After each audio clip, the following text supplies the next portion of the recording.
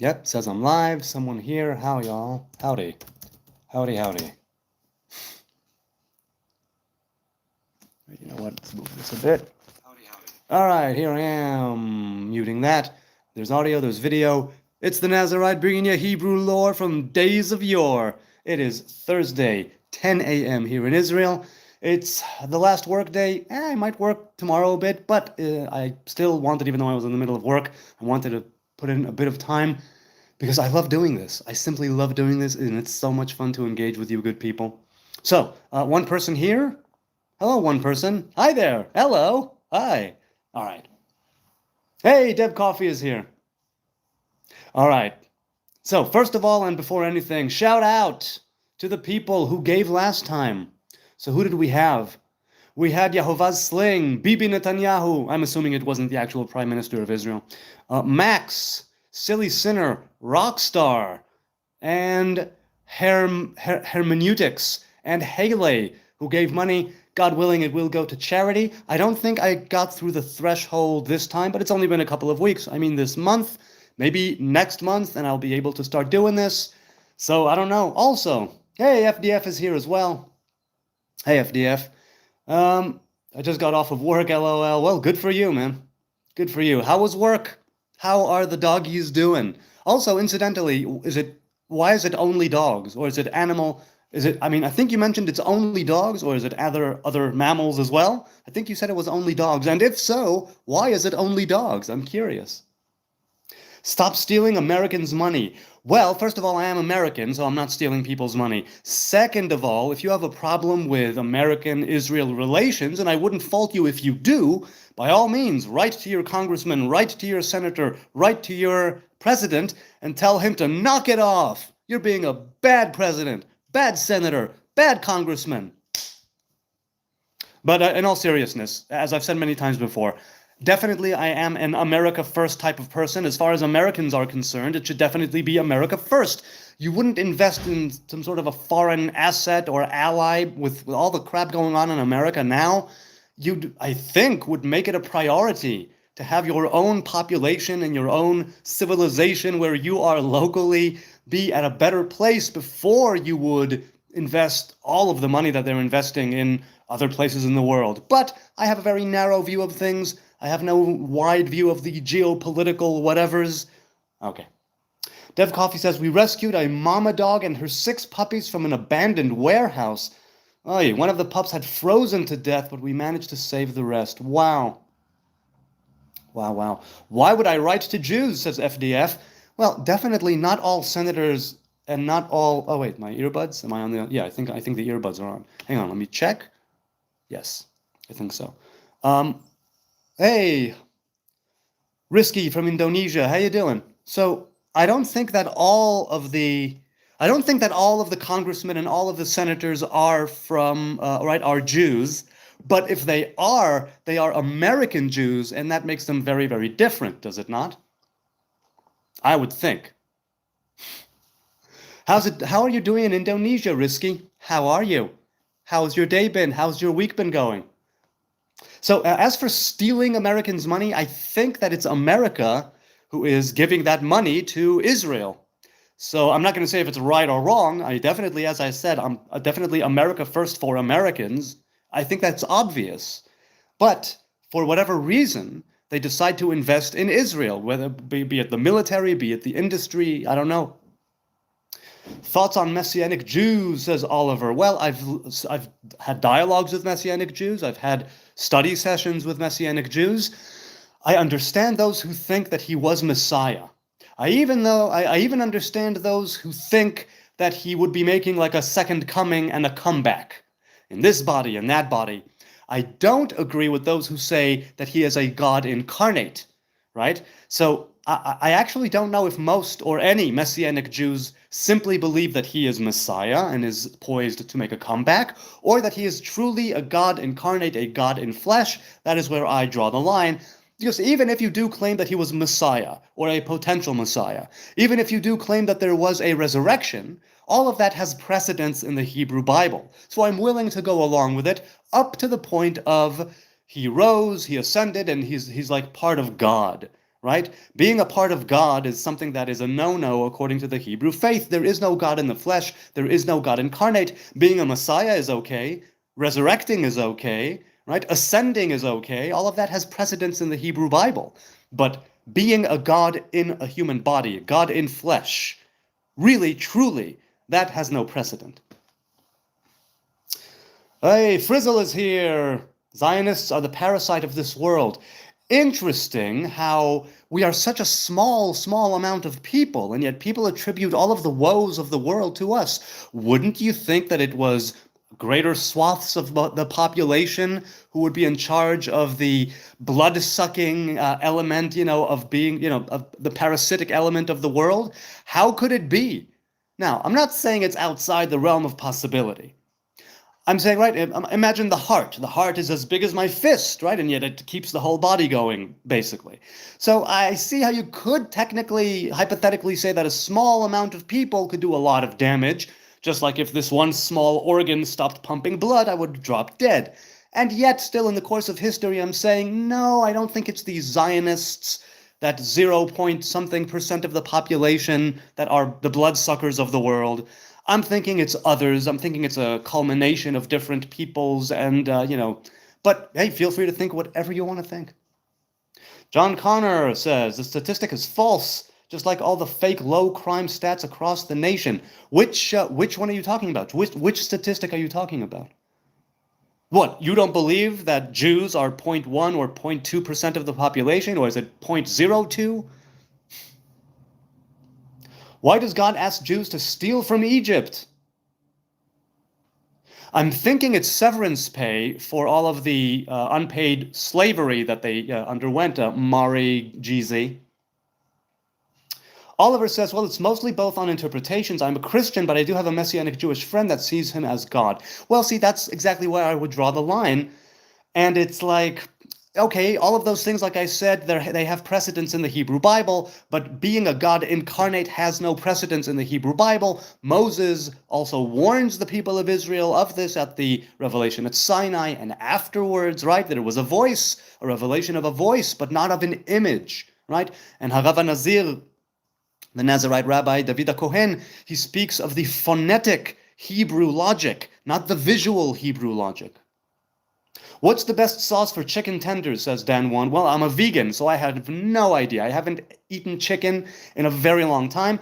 I would say just some homemade barbecue sauce. That's what I would think. Lube says, shalom, shalom, Lube, shalom to you.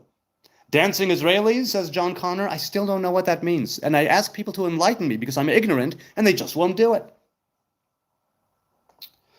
Dev says, what is your opinion on mental health regards to religion? For example, many Christians will say that God will heal these problems if you pray. Do you believe this or more scientific explanations? I believe both. I believe that you should pray, right? And I also believe, right, you should do the inner work.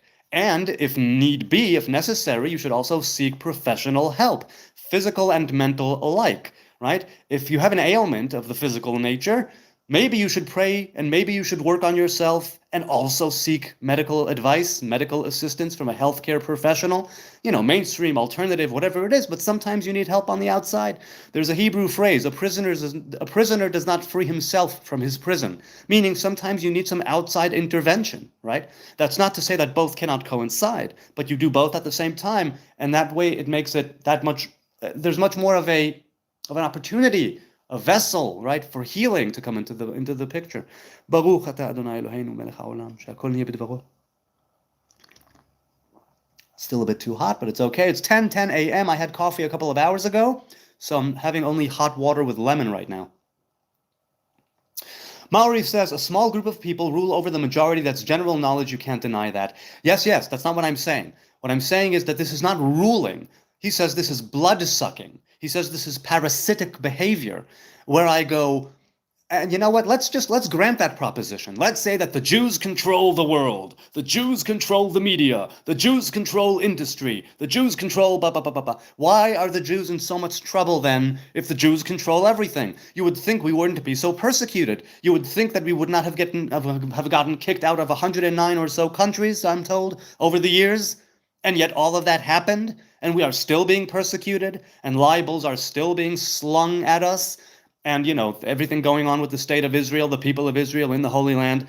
It's like if we were controlling everything and we were the puppet masters of it all, and there's some, hidden Jewish cabal that's making decisions in some dark room in suits and cigars, and yeah, I doubt that we would be in the position that we are in now. So no, I'm inclined to agree that a small group of people can rule over the majority. I'm not denying it. I'm only saying in the context of being a parasitic element to the entire world, that's taking it too far. And also, like, historically, it's not true. Looking like a bum. Yes, I am looking like a bum, but it's only in external appearance. I suppose inside I'm not a bum. Outside, yeah, sure. Tomino says, why do you think God gave humans poop and pee powers? Why do I have to defecate? Because this is a world of good and evil. It's a world of duality, right?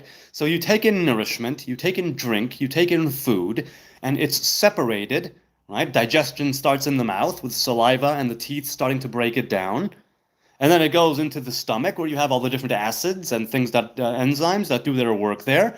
And then it separates good from evil. The good goes to the blood and everything that is necessary for the sustenance, right, and sustaining the human body and achieving homeostasis. And the bad, or the excess, is pushed out through the urethra and through the rectum. That's how that goes. So why? Because this is a world of good and evil. And you have good and evil inside of you. And even things that you take into yourself that are the best, you will still urinate and defecate because that is how you work as a biological being. Why? Why do you think we defecate? Maori says, not necessarily the Jews, but the Zionists. Israel is just a small project, partly protected by the Zionists, and their main assets are located all around the metropoles. They are in fact under rule too. Okay, so if you agree that they are under rule, go to the higher ups. If you're saying that, people who are casting aspersions on Jews or Zionists or Israelis, they should go then to the higher ups. Who are the higher ups? Israel is not the Holy Land. There is no specific Holy Land any longer. Yes, I'm inclined to agree. It's just land. It belongs to the Creator. The earth as a whole is intended to be the Holy Land, Jesus' word, not mine. Well, okay, I don't go by Jesus' teachings. I do and I don't, because we align on many things. But the earth, right? Earth is supposed to be something where the human being, right? We dominate the earth, at least for the time being. We are made in the image of God, not Jews, not Israelis, not Zionists, humans. So yes, I'm inclined to agree. There is no specific Holy Land. It is all meant to be Holy Land. Holy means sacred, consecrated, segregated, set apart. If we will set things apart, they will become holy. That's what makes them holy, right? We set ourselves apart. We set certain food and drink apart. We set our bodies and minds apart. We set the earth apart. So yes, I'm inclined to agree. Did people need to poop and pee in Eden, asks Prose. Good question. What I'm thinking is, since Eden has a physical, metaphysical, and spiritual element to it, if you will, it exists on kind of different planes of existence. And now I can't fully perceive that because we were cast out of there, and I'm working with this operating system, which I think cannot perceive the higher Eden. So I'm assuming that no, because the poop and the pee represent what's called the left hand, the dark side, the other side, right? Wickedness, excess. Things that come in that are good, but are broken up into their constituents or constituting elements, whatever the word is, right, into their smaller elements, and then they separate even further. In other words, it's a process of discernment of good and evil, necessary, unnecessary, right? So I'm assuming that in that sense, no, because there weren't things, that which was unnecessary, which is basically portrayed as the serpent, right, or the adversary. It was outside of humanity, right? The snake that spoke like humans spoke doesn't mention that any other animal spoke, but it does mention the serpent spoke. We were on an equal footing in some ways, right? And so it was the evil, the wicked that would later be brought in, was external. Only then did it become internal. Death came into the world, death came into our being, and so on. So, no. That's a good question. I'm assuming that no, that there was no poop and pee, because as a biological creature in this world, there definitely is, in a way where if you look at it as being not fully physical biological creatures, I would say no poop and pee either. Yeah, that's what I would say, but I don't know. It's a good question. Do you believe Zionism is part of Judaism? Yes, I do, but more so the biblical Torah Zionism and not necessarily the modern day, middle of the 19th century Zionism, though they both have affinity with Judaism. Modern day Zionism is simply about the ancestral home, the ancestral land. It's not to do with religion, it's not to do with faith, it's not to do with keeping the covenant or the commandments, at least not in a straightforward sort of way like Torah Zionism is. Of course, many people would say the very reason why the secular socialist people who reared their head, the Zionism that reared its head in the middle of the 19th century, had its origin and its roots in Torah Zionism, though it did not know it consciously. Let's continue. Frizzle continues, modern day Israel is the European bloodlines. They are not from the Holy Land. Well, this is actually factually not true. There was always a presence here in the Holy Land, in the land of Israel. Palestinians are the indigenous. No, I believe we are both indigenous. Once again, you are wrong. So wouldn't the anti-Semitism to kill them? It definitely would be, because if you're talking about Semite people, it means Jew hatred, right? People call it anti-Semites. There are different types of people who are Semites, who come from Shem, the son of Noah, and yet if you say anti-Semitism, what you mean is Jew hatred. So you're kind of mincing words here. If by anti-Semitism you mean people who are against the children of Shem, son of Noah, that's one thing. If you mean anti-Semitism as in people who target Jews for being Jews, the Hebes for being Hebes, then that's another thing. So which one do you mean? Now, even if we grant that and say that Israel is European bloodlines, which is not true, over 50% of Israelis are Mizrahi Jews, right? Who come from Muslim countries, who come from Arab countries, who come from countries that are not in Europe. That's 50 or just above 50%, so you're wrong about that as well. It's amazing how many people think that they can blah, blah, blah about Israel, though they've never been here, they don't know the facts, they get their propaganda from Al Jazeera. Now, this is not to say, like I've said many times, I'm not a mouthpiece for the government. I'm not a mouthpiece for Hasbara propaganda on the Israeli side. I try to look at things somewhat objectively, but I am aware that by the time certain news or all news reaches my eyes, my ears, it's already propaganda, it's already an agenda is baked right into it. Someone gave some money, someone is pushing a narrative, someone is engineering my thought process or attempting to. Holy shit, it's a druid or a wizard of the Lord, says David Davidson. Nope, I'm just a simple dumbass in the Middle East with a phone. Hello. Okay. Oliver says, my question to you, as a Jew, what are your thoughts on Samaritan Jews? Are they heretical? No, they're not heretical. I think that they are Samaritan Jews, Shomronim. I don't think that they're heretics. I think they have a long and glorious tradition. I don't partake of it, but I think that they are, right? They follow the Torah. They follow the covenant. They keep to the law of Moses. They believe in the one Hebrew God. That's it. They're not heretics. Bob is here. Hey, this is your neighbor. Sorry to interrupt you in a show. No, by all means do. But your dog got out and is barking in my yard. Can you please come get him? Or have one of my friends... Oh, wait. The chat just jumped. Sorry. Hang on a second. I saw someone say, as I was scrolling, DNA is illegal. It is not illegal in Israel. Okay, here it is. Come get him. Okay, well, Pinky, our dog, died just about a year ago. She was with us for almost 15 years. She was a lovely little doggo. A bit of a bitch, but, that's what she was. She was a stinky, pinky, winky, and I miss her. So I do not own or live with a dog right now, so it is not barking in your yard. I don't hear any barking, so it's not my dog. Thank you. Let's continue. All right. Are you having any snow? No, we're not having any snow. Oh, so very ordinary. Good to see you again, by the way. How do you know you're native to that land? Cord says. No, I don't. I believe Jews are indigenous to Judea. I believe that the people of the kingdom of Judah belong in the kingdom of Judah. Now, this is not to say that all of them have the blood of Hebrews. No, maybe they're converts, but that still makes them 100% Jewish. It makes their sons and daughters 100% Jewish, belonging to the Hebrew tribes. So it's not a question of blood, right? The covenant that we have with Adonai also bespeaks a land. But land belongs to the Creator. It doesn't belong to any specific people. It doesn't belong to any specific nation. We're all stewards and caretakers, right?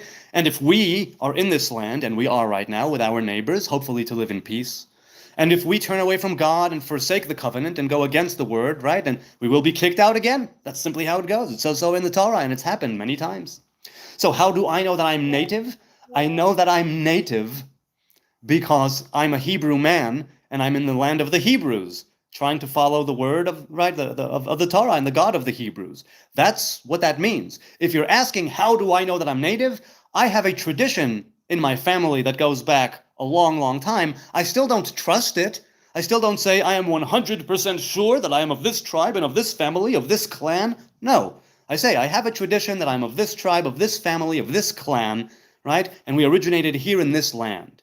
But this doesn't take away from anybody else's right or heritage to be here alongside us, living in peace.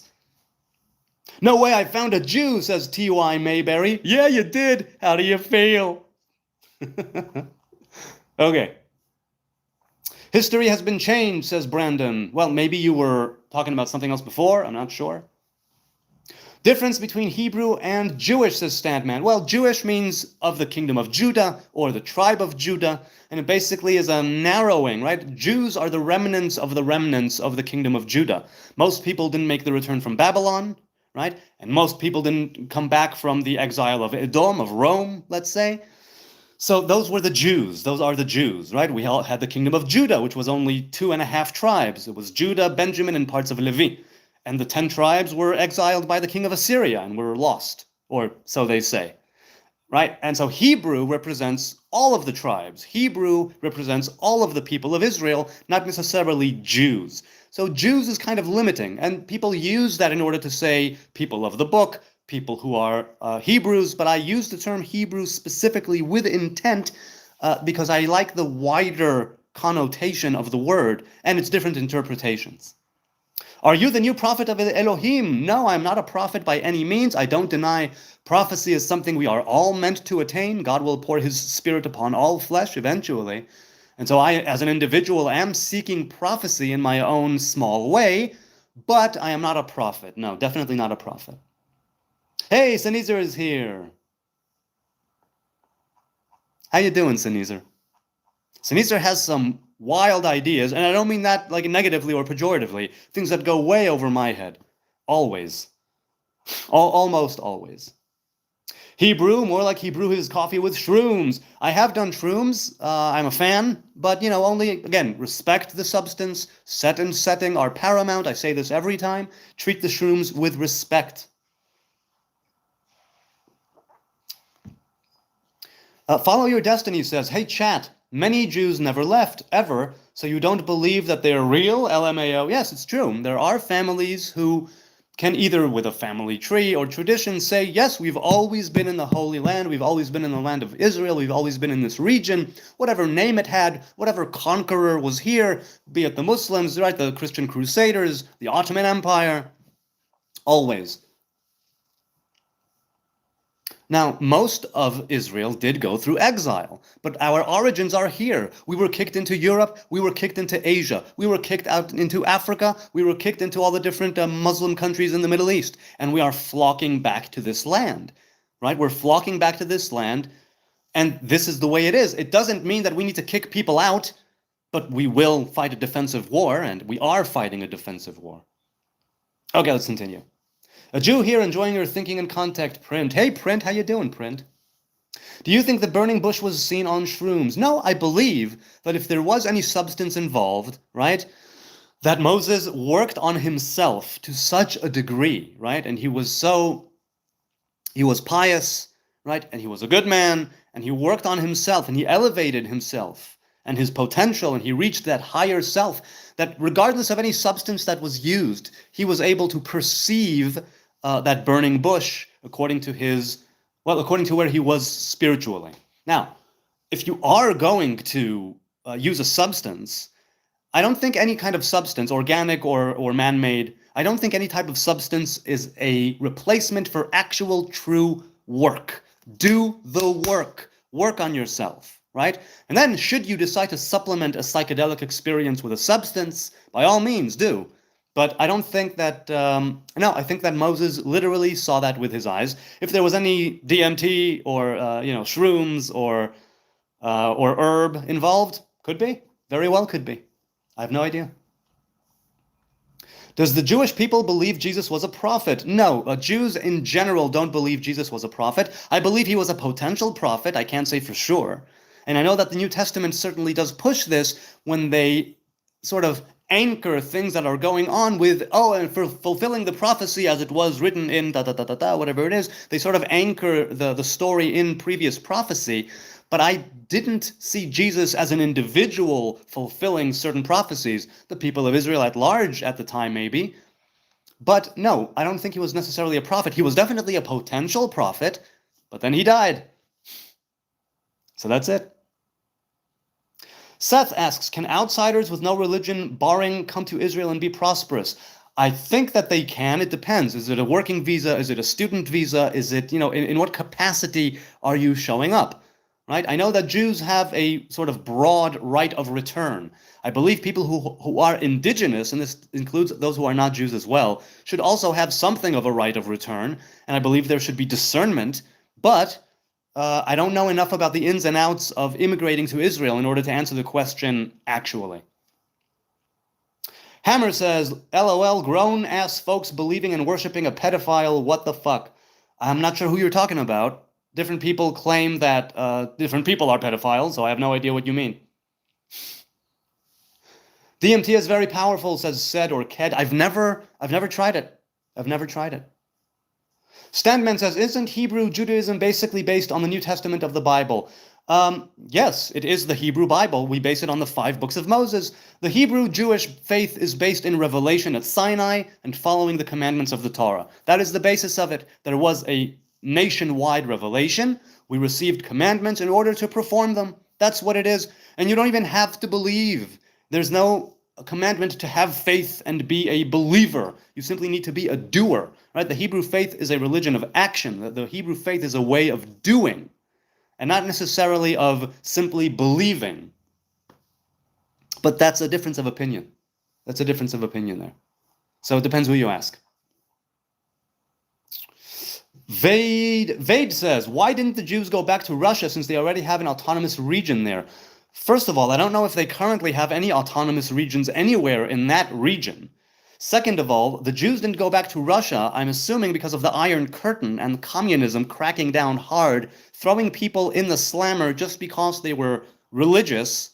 Communism is not a fan of religion. As for after the fall of the Soviet Union, well, the state of Israel had already been around since 1948. And while many people might say, no, it's an illegitimate state, it's not a real home for the Jews, it's a home for Zionist, pig, dog, donkey occupiers, the Soviet Jewry was very interested in making aliyah, right, and coming to the state of Israel. That's why they didn't go back. I don't think they had anything waiting for them there. What is the meaning of your username, says Print? Well, I am a Hebrew Nazarite. I am a simple Hebrew man who has taken on a Samson Nazarite vow. So that's why I called myself that. Mari says, do you use the Kabbalah? Well, I'm not a practical Kabbalist or a Kabbalist by any means. I am a student of the Tree of Life. It's something that I use in my spiritual pursuits, and it manifests in my physical way of being in the world. But I don't deal with any type of magic, manipulating the elements and twisting or otherwise manipulating the forces of nature or nothing of the sort. I do not do anything of that sort. I keep it intellectual, let's say, and I let it inform my behavior. I let it inform the way that I am in the world, but I'm no Kabbalist, nor a practical Kabbalist by any means. Love the shirt, brother, says Jim. Yeah, it's a great shirt. I like it. I really, really do.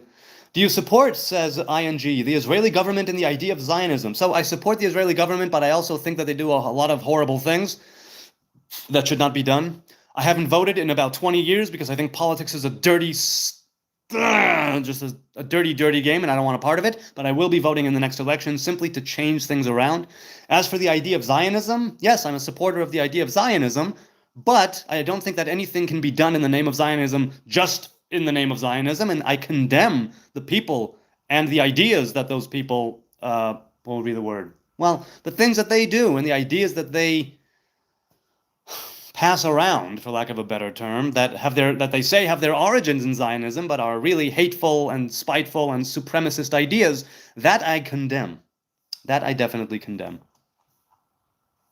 Okay, let's continue. Good morning from Scotland. Hey, Beans, good morning to you. Today marks 6 months sober for me. Hey, Dev Coffee, that is unbelievable. Good for you. 6 months sober, that is absolutely nothing to sneeze at. Are you Jewish? Kamikaze says. Yes, I am. Rastafari Jew. No, I don't worship Rastafari. He was a great leader to his people, right? He died in 1930. Oh, he was crowned in 1930, and he was an emperor, right? And some Rastas worship him as a god incarnate, right? Rastafari is Rosh Tiferet. That's what it means in Hebrew. Rastafari, Rosh Tiferet, head of glory, or something along those lines. And his imperial name, his imperial majesty was Haile Selassie. That was his name, Haile Selassie, Chayil HaShlosha, might of the Trinity. That's what that means in Hebrew. And I don't worship him as a god, though I have read things that he's said on religion, on spirituality, on breaking free of bondage, and those were amazing and inspiring words, not to mention the words that he said that Bob Marley and the Wailers set to music in the song War. So Rastafari also base some of their teachings and some of their practices on the Nazarite vow. That's why they have dreadlocks.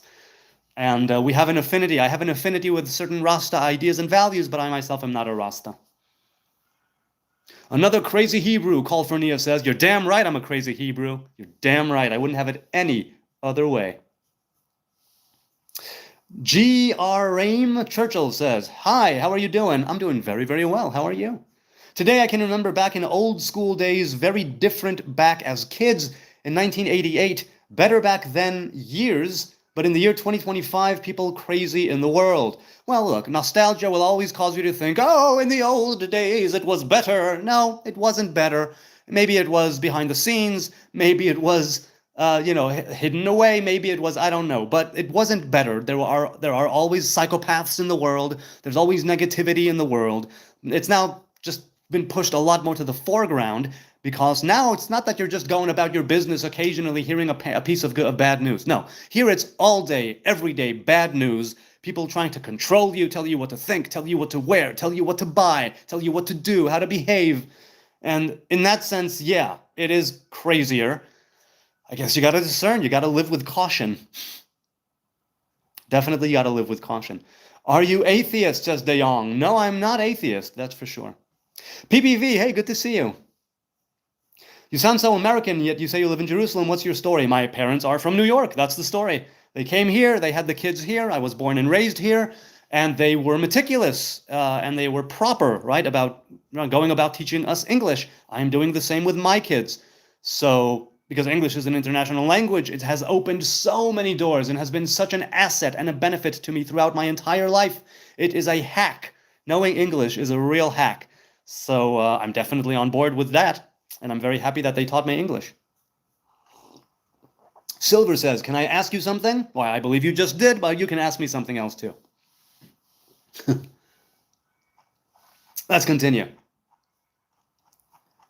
Okay, going down in the chat. I'm sorry. Oh, by the way, I'm sorry I'm not getting to everyone in the chat. It's moving so rapidly. I finish with a question and I just scroll down. So if I don't get to your question in the chat, leave a comment on this video or a different video. I mean, after this one's done, because otherwise the comment disappears. Leave a comment on another video. I answer every single comment that I get that is addressed to me. So by all means, do that. He sounds Lower East Side. Well, I have, my parents originally, right, are from Brooklyn and the Bronx, Queens and the Bronx. And then they lived in Brooklyn for a while, then they moved to Israel. I do have family on the East Coast. I have family on the West Coast. I have some family around, like the Deep South or around that area. What's your strongest argument, asks Stories for You, that your religion is true? There is no strong argument. I have no strong argument. I don't have an argument. I have my tradition. I have my I have the books, I have the sages, I have the scrolls, I have what I have. Truth is an objective thing, and I don't deal in absolutes, right? I deal in relativity. That's the world we are living in, a world of duality, a world of good and evil, right and wrong, true and false. So I try to discern, I try to go in life with caution, but I definitely don't have any argument that my religion is true. It's also why I don't consider myself religious, like as a label. I'm not a fan of labels. That's why I just call myself a Hebrew man, no more, no less. It's all I am, just a simple dumbass in the Middle East with a phone. So I don't proselytize. I don't think anybody should think like me or do like me or act like me or speak like me. Nobody should listen to me, but you are, and I'm thankful for that. So nothing, no, truth. Truth is like an absolute, and only a Sith deals in absolutes. The only absolute is the Most High God. That's what I say. Stay weird. I love the name. Says, love the vibes, brother. You got this intellectual East Jew thing going on. Yeah, so I'm told. So I'm told. We are not alone in the universe, says Arceus. Yes, I'm inclined to agree. We are not alone in the universe. Bro, have you been to Palestine, says Hashim. Yes, I live there right now. This is the place that the British, and before that the Romans, called Palestine. And, if I would have lived here before 1948, I would have been Palestinian too. The Jews here had a Palestinian passport. We were all Palestinian while the British Mandate of Palestine was going on. But it's not the real name of the place. Rome called it Syria Palestina, after the Assyrians and the Philistines. The Assyrians were from Ashur, and the Philistines were from Pleshet, among the Greek Isles. Neither one of them was indigenous to Israel, or what later became Israel, right, to Canaan. So yes, I have been, indeed. Let's continue. Moving down in the chat.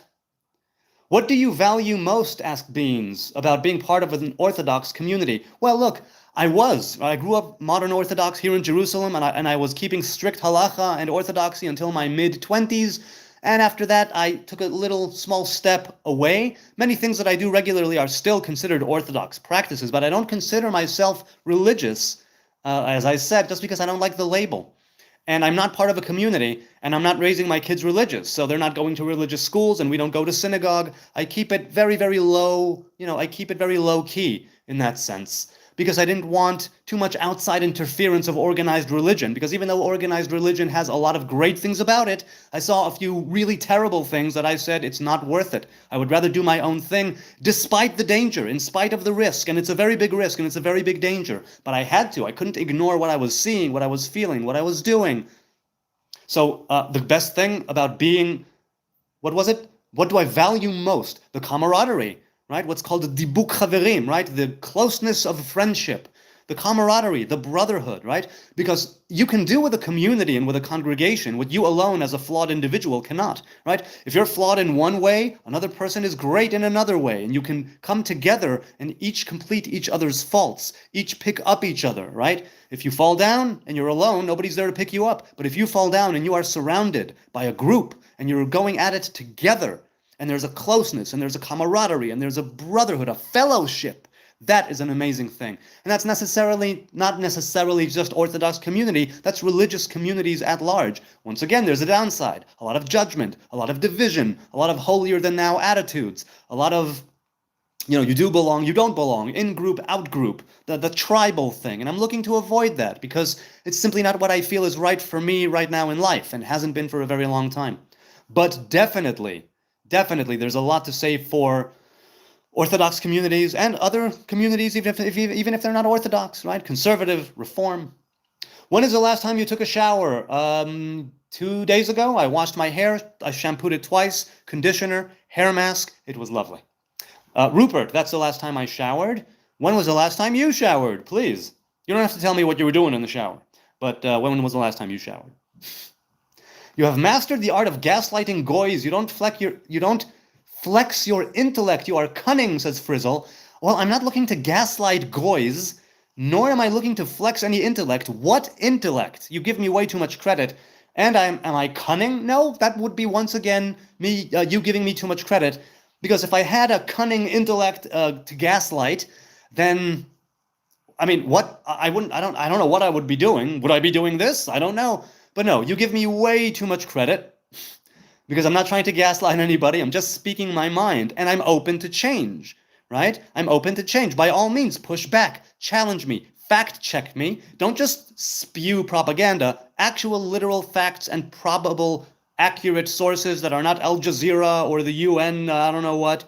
Something. Give me something to work with, and I will definitely look into it and admit if I'm wrong. So I'm not as cunning or intellectual or gaslighting as you might think. but I appreciate the thought, Frizzle.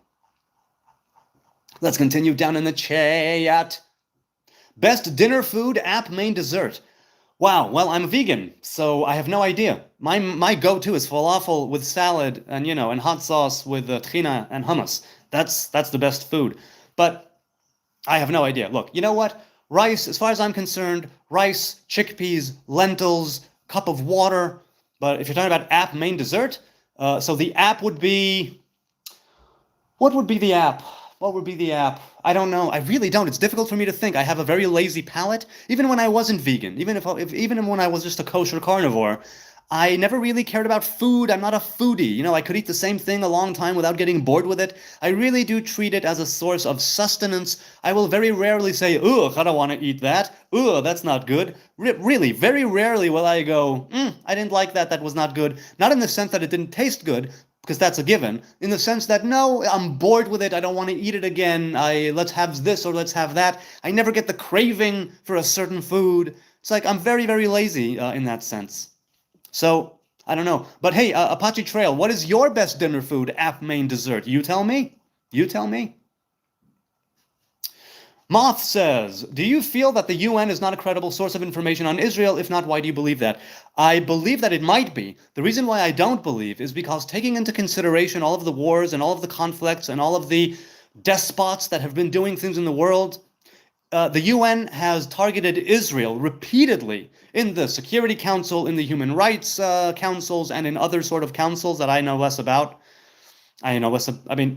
It has targeted Israel, right? The way that they sanctions and the different decisions, the different discussions and the different special meetings, and they've done it so many times for this tiny little nothing people in this tiny little nothing piece of land.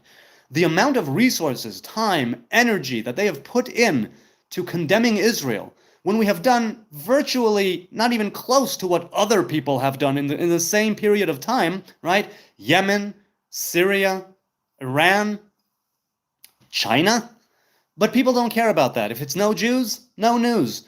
And I don't believe the UN, because the UN were very quick to parrot the numbers of Hamas in this recent war that we had. And later on, when it was revealed that Hamas was just completely inflating the numbers, they were completely unreasonable. They were just lying through their teeth.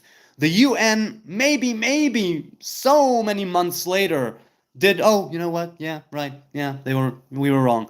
Maybe. So I don't trust them. So even if they are an objectively credible source, they have not been objective with the state of Israel. Now, you could say that the state of Israel brought it on themselves, and then I would say still, let's say that the state of Israel and the government and the army did horrible things. Granted, the army and the government also do horrible things. They are an establishment. They're just humans. They are flawed. They make mistakes. Sometimes they do things intentionally immoral and illegal, and I condemn that. However, you still can't tell me that Israel is the thing, the main thing, that the United Nations should be concerning itself with, when there's so much going on all over the world that is so much worse. So many conflicts all over Africa, things going on in Sudan. I mean, oh my God, there's just so much pain and tragedy and woe and needless, baseless bloodshed.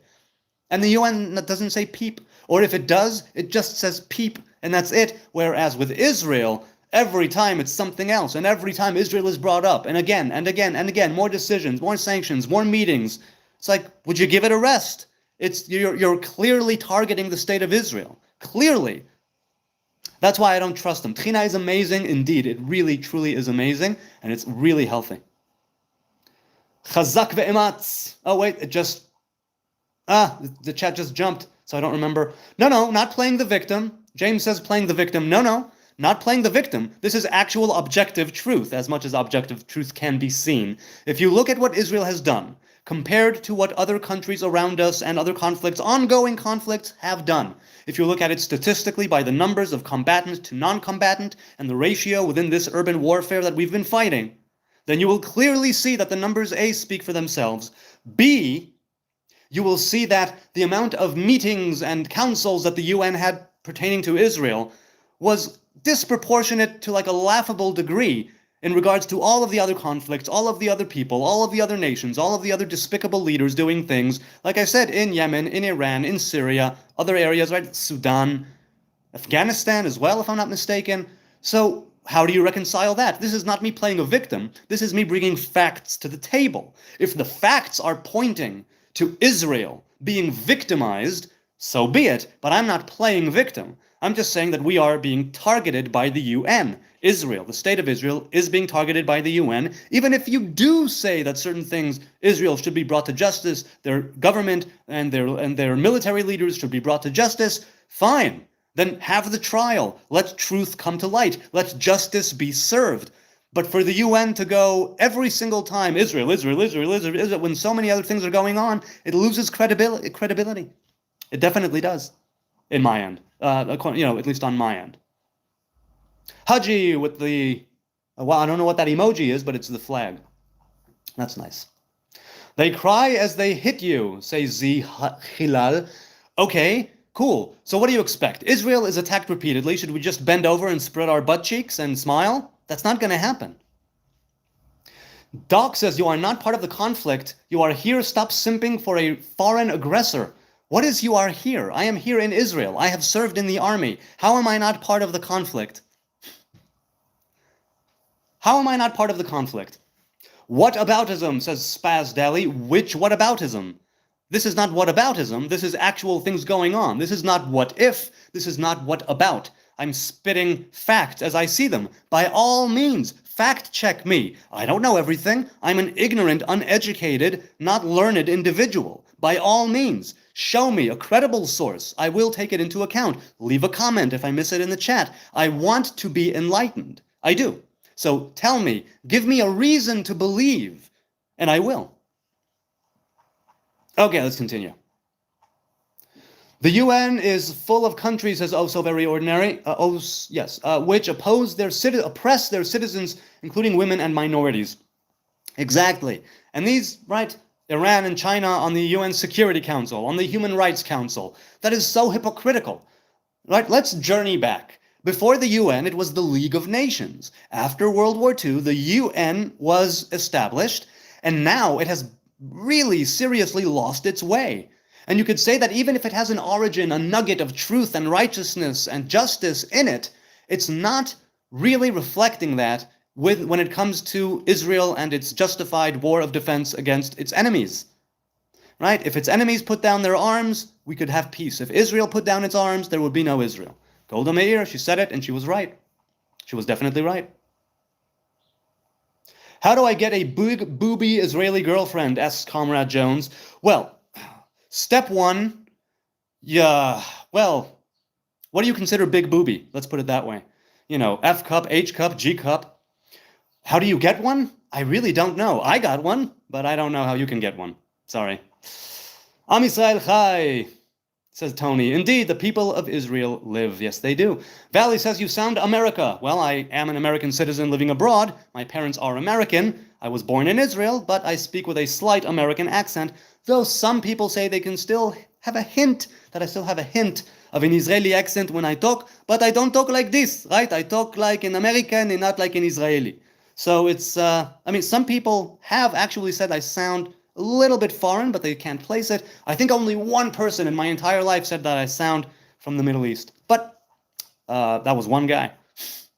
Get a comb and wash that thing. Well, I don't use a comb. I'm a Nazarite. Nazarites don't use combs, don't use brushes. We're allowed to use our fingers, but I don't do that either.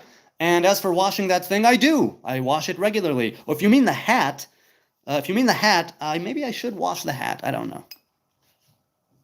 Are you Rasta? No, I'm not Rasta, Tactical. The Rastas base their faith on, or their way of life, rather, on the Nazarite vow, and I am a Hebrew Nazarite, so we both take the same sort of vow, and that's why I have the dreadlocks. I'm not a Rasta, though. Owner says, truth is, we're all noticing again, and soon enough you'll be done. I personally can't wait to crucify an inbred Khazarian, regardless of age or sex. Christ is king, and Sophia can suck my 9-inch cock. Congrats on the 9 inches, man. Owner, listen. Truth is, we're all noticing again. There's nothing to notice. Jew hatred has always been around. Second of all, soon enough you'll be done. Maybe, if we turn against the covenant, if we go against the Torah, if we stop keeping Torah and commandments, we will be done. We'll be kicked out again. The Torah says that even if we will be kicked out, there will still be a remnant of a remnant of a remnant of the Hebrew people. Always. Because even if we choose to break the covenant is not broken, and it's everlasting. Can't wait to crucify an inbred Khazarian. Okay, if you mean me, I suppose I am an inbred Khazarian. Unfortunately for you, it also makes me Jewish since the Khazaris converted, so I'm also a Jew. As for being inbred, nope, I have a family tree going back some time and I am not inbred. Age or sex mean nothing to you. Hey, at least you're open about who you crucify. You know, you don't discriminate, and that's good. Christ is king. I agree. He may have been king until he died, but I don't think that the Jews accepted his crown. I don't think they accepted his sovereignty and his rule. So even if he was anointed and crowned as king of Israel, it was for a short period of time. He wasn't accepted in fullness, and he died. And when he died, his reign ended. As for Sophia, now if you mean, who's that? The goddess of wisdom? I don't recall. Sophia, I think, is the goddess of wisdom. If you have a goddess suck your 9-inch cock, hey, hats off to you, man. I won't take my hat off right now. You know what? I will. If you can get Sophia, man, so if you bag Sophia, hey, respect. And congrats again on the 9 inches. Okay, let's continue.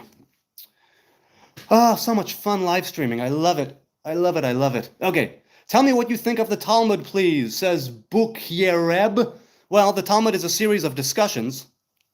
The Talmud is a series of discussions. It's the oral tradition that had to be written down, or else it would have been forgotten. So the oral traditions are, as we know them, right? The Mishnah and the Talmud were not meant to be written down, but they were. And when they were written down, we kind of became stuck. And that's a problem. Halachically, we are stuck. So what do I think of it? I think it's discussions from, and that's where we derive halacha from. At least Orthodox Judaism derives halacha from the Mishnah and the Talmud, but there's many myths, folklore, legend, and other tidbits in the Talmud, and it's not binding, you see. Halacha, you can say, is binding. The place where you get the halacha from is not binding. You don't have to study it. Part of why Maimonides, Rambam, wrote the Mishneh Torah, the Yad Chazakah, was so people will not have to revert or resort to Mishnah and Talmud. They will be able to just read the 5 books of Moses and his book, and he got a lot of pushback for that.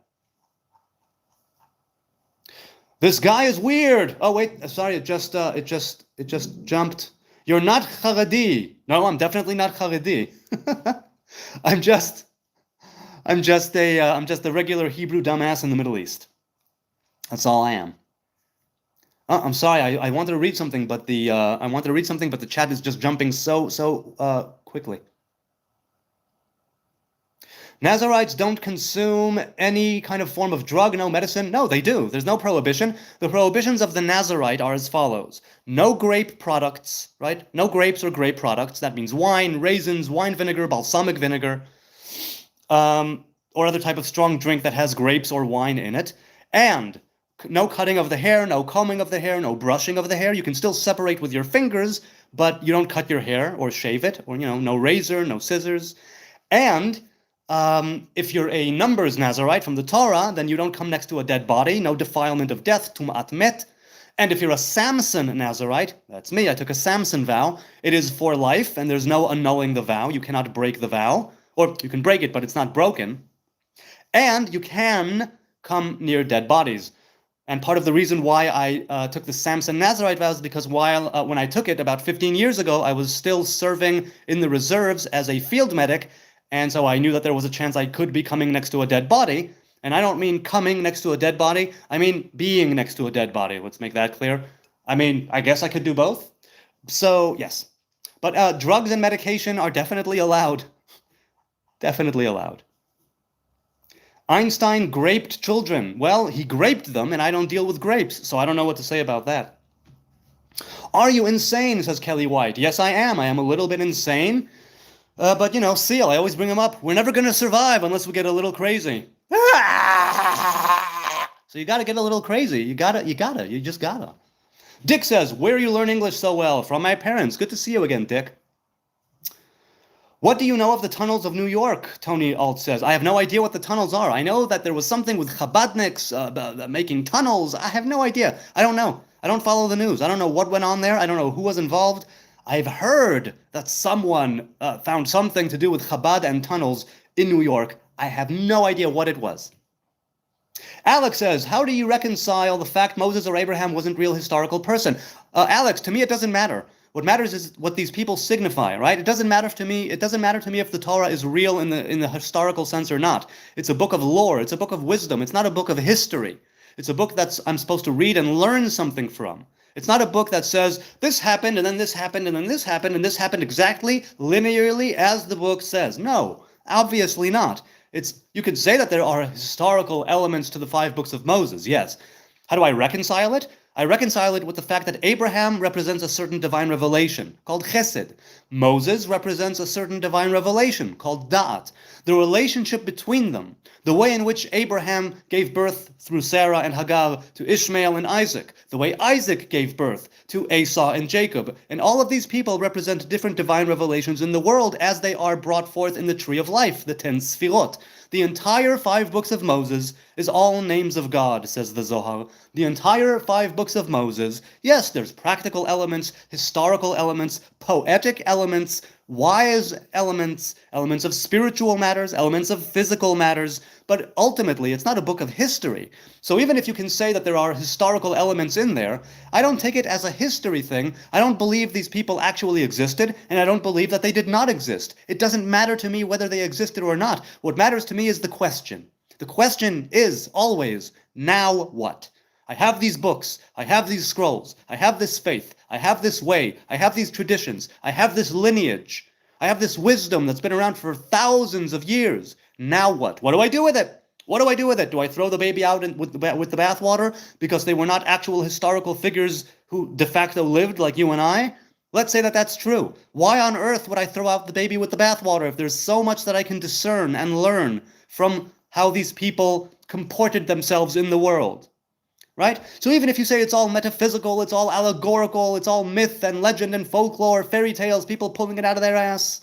So I'm like, okay, let's say that people pulled it out of their ass and it's all fairy tales.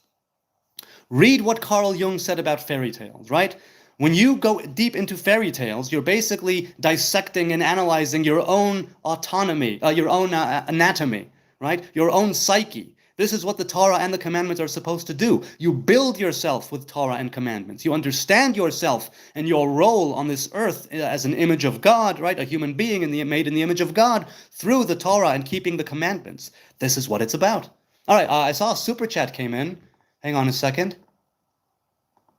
Let's see. A super chat came in. Are you a Talmudist? Asked Cameron. I'm sorry, this was a long time ago, and I only saw it now. Am I a Talmudist? I believe that the Talmud was written down, and it should not have been written down, and they knew this, but they did it out of necessity because they didn't want it all to be forgotten. So I believe that the Talmud has elements that I could learn from, but I don't keep strict halacha anymore. I did for many years. So because I don't keep strict halacha, I suppose I am not a Talmudist. I also say that the Talmud is a debate, right? It's a discussion spanning hundreds of years. People, right, a couple of centuries after the fall of the Second Temple, saying things in the name of those who lived way before the Second Temple. It's like, yes, anchoring their discussions and their arguments and their verses in previous things, or not verses, anchoring their discussion and their debate and their opinions in previously written verses. That's what the Talmud is, right? It represents a certain part of the divine revelation, yes, but it was supposed to remain oral. It was supposed to progress and evolve with us, the people who are meant to keep it. And since it was written down, a part of it just became stuck in a book, stuck in a scroll. And that's a problem, but it had to happen. What is your favorite Talmudic character? Well, I wouldn't know enough Talmud to say which my favorite character was, but I would say Hillel the sage. Hillel the sage would be my favorite. You are a Karaite Jew, says Danny. No, I'm not a Karaite either, because Karaites say that there's no oral tradition, that the rabbinic tradition is not the real tradition. And I say, no, the rabbinic tradition may very well have originated and brought simultaneously with the written Torah at Sinai, right? Because what does the Orthodox faith contend? The Orthodox rabbis say that the oral tradition and the written Torah came at the same time. And I say, no, not precisely. It could be that certain elements definitely did show up with the written Torah, right? Halacha didn't come out of nowhere, and it was also part of what was given at Mount Sinai. However, when we see that the Mishnah and the Talmud came to be written down, we see difference of opinion. We see a discussion, a dialogue, which means that it's not one single tradition that came down from Mount Sinai as an oral tradition. That's it. No, we see difference of opinion. We see a multiplicity of ideas. We see pluralism.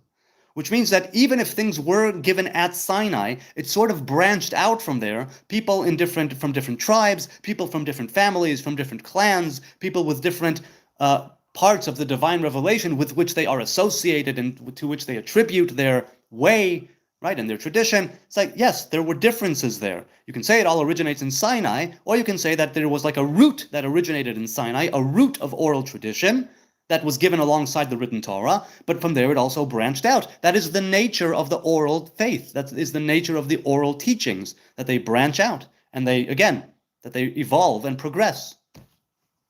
So no, Danny, you seem to be intent, just hell-bent on putting a label on me. If you're going to put a label on me, I pray you don't, but if you do, I'm just a Hebrew. That's it. Nothing more, nothing less, just a Hebrew man. That's all. So you can try put a label on me if you want. Good luck. Good luck. Would you like to fight in an MMA for big money? No, because I would lose and get the crap kicked out of me in about 5 seconds, and I would like to keep my eyes, nose, and all my teeth. Now, my nose has been broken a couple of times, 2 or 3 times over the years, unofficially, because it was never actually diagnosed as broken, but it has definitely been bent here and there, so I wouldn't want that, no. Have you ever visited the village Lifta? Yes, I live right outside. I've visited the village Lifta. I love the little spring there, Vale. It's lovely. It really is. You are Rastafarian, the worshipper of ganja, says Pagols. Nope, I don't smoke ganja, though I did, but I've since quit. And I'm not a Rasta because I don't worship Rastafari Makonnen as the God incarnate.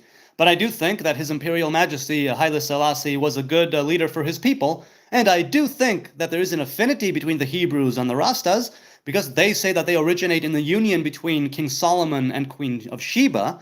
So there's an actual blood connection there, perhaps through King Solomon, right? They say that they are the tribe of Judah and all that, and they have what to go on, if it is indeed true that their lineage also is derived from King Solomon, originates in King Solomon.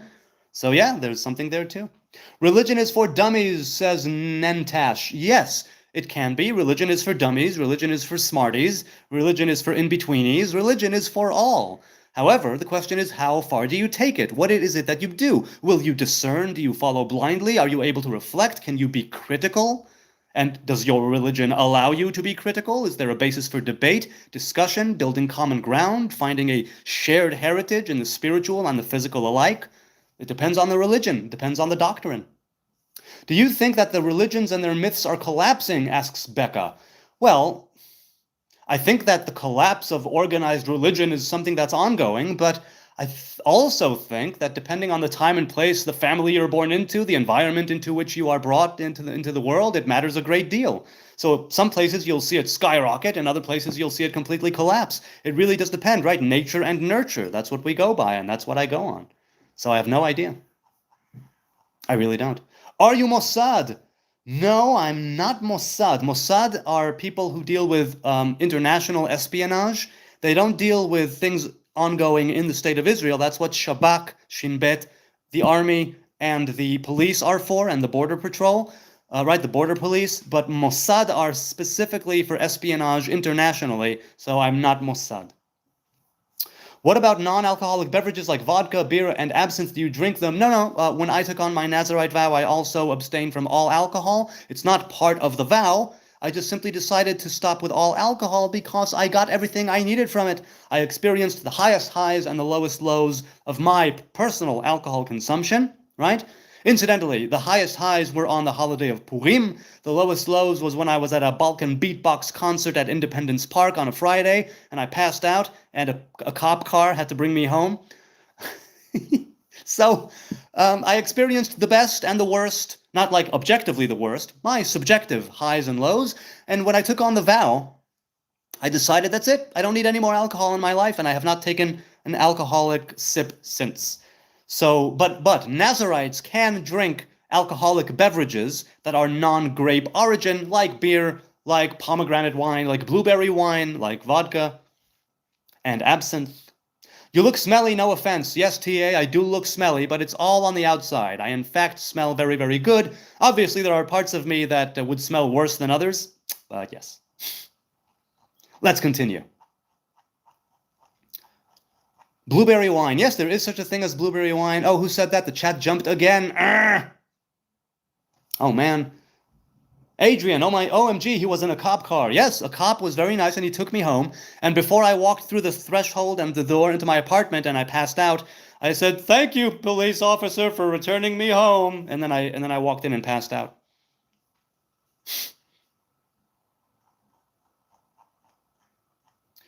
What's your favorite book? Asks Senor Krabaz. Well, I'm a fan of the Bible, but if you mean like a reading book, I gotta say, my favorite book is probably either Stephen King's The Stand or maybe It. I really, really like them. I really do. Okay. M3. Hi, nice to see you again, M3. When is the last you cut your hair? The last time I cut my hair was probably, I don't know, 17 or so, 17 or 18 years ago. Yes, I think 17 years ago, something like that, maybe a bit more. Now, at the time, I had a shaved head and long side curls, right? Two long side curls, the peot. So I never really cut them down. The hair grew around them. So, yeah. Let's continue. Ganja tea, I have heard of it, wanna try it. Well, good for you. Look, ganja is an amazing thing. Set and setting, respect the herb, treat it with respect, treat it with kindness, and it will treat you with kindness, right? Don't be a... Nobody needs another useless, irresponsible pothead that doesn't take accountability. What we need is people who know how to use marijuana consciously, with intent, set and setting, respecting the sacred herb. That's, so you use marijuana like that. Back when I was smoking, I smoked at certain times with certain people. I loved taking a puff or two from a joint, evening time after work, after the kids were asleep, mainly. But no, I don't do that anymore either. Because again, I simply decided... I experienced all that I need from it. I don't really need it. Okay. Oh, I saw some Hebrew. No, maybe not. I don't know. Let's continue. What do you think about Islam? YT asks. Well, my opinion of Islam has been warped by decades of war and bloodshed and terrorism, religious terrorism. So I can't say anything about it. I want to approach the Quran and Islam more objectively. Maybe when this war is finally over and we have peace, I will be able to truly go and explore it a bit and open it up. What I do know is that it has its origins in the Hebrew Bible, because Islam believes that it's the final revelation, that the Quran is the final book, Muhammad is the final prophet, right? Which means that there were prophecies and revelations before that. And you believe, as far as I can tell, that the binding was of Ismail and not of Yitzchak. So we have a shared heritage there as well. I only go further back. You know what I mean? Instead of Islam that says that Isa, Yeshu, Jesus was a prophet as well, I go back, right? I go back to the Hebrew faith. Christianity and Islam trace their roots back to the original covenant between God and Israel. I'm part of that covenant of God and Israel. So I see so that's what I go with. That's what I roll with. Becca says, I smoke weed. I smoke it in the evenings before bed. Yeah, there you go. That's also what I did. Mainly. What's your opinion on raves? Oh, the chat jumped again. Oh, man. Yeah. Nami61. There you go. There's my woman. Toda lecha, Adon Shoter, shehachzarta oti habayta. That's what I said, yeah. Tony, Shalom Rav. Hello to you. A very blessed morning. A very blessed morning to us all. Vaisek, can you take the hat off? There. Wait, hang on. There we go. Okay. Not Yeshu Yeshua, says Canastito. Yes, indeed. M3 says, do you prefer chicken, pork, beef, or vegetable, or fruit? I guess I'm a fruit man. I'm definitely a fruit man.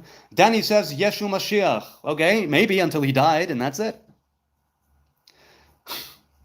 Stan says, since you acknowledge Jesus' existence, at least his possible existence, do you also acknowledge he performed miracles? Genuine question. Yes, he was a sage. There's no problem with saying that he performed miracles. I'm just saying that he died. That's it. And if he was resurrected, we still don't worship him as a God incarnate. We worship, we worship the God and not the God incarnate. Alan said, hi. Hi, Alan Joseph. How you doing?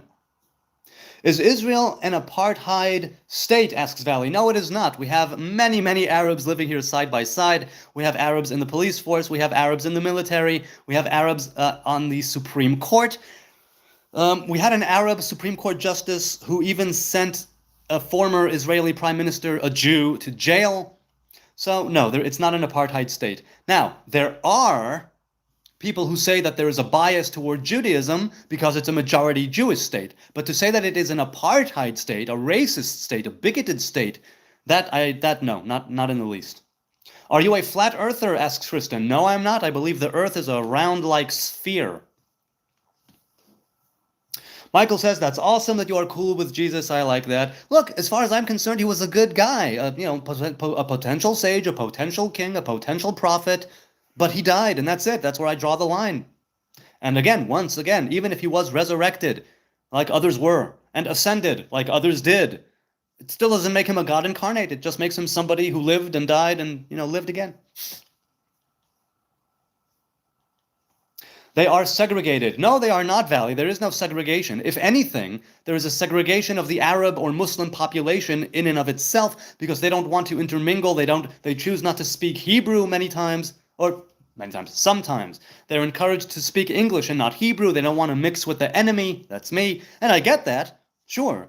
But the segregation goes both ways. That still doesn't make it an apartheid state. We don't have Arab-only buses. We have buses that do run to Arab populations, right, and the villages and the small towns in the area. So yes, there is a bus line that Arabs go on more than Jews, but there's no Arab-only, Jewish-only fountains, restaurants.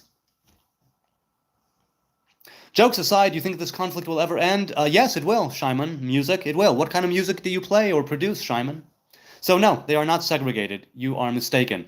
There is no segregation. I walk down the street. I live next to a few Arab villages, okay? They can come in here.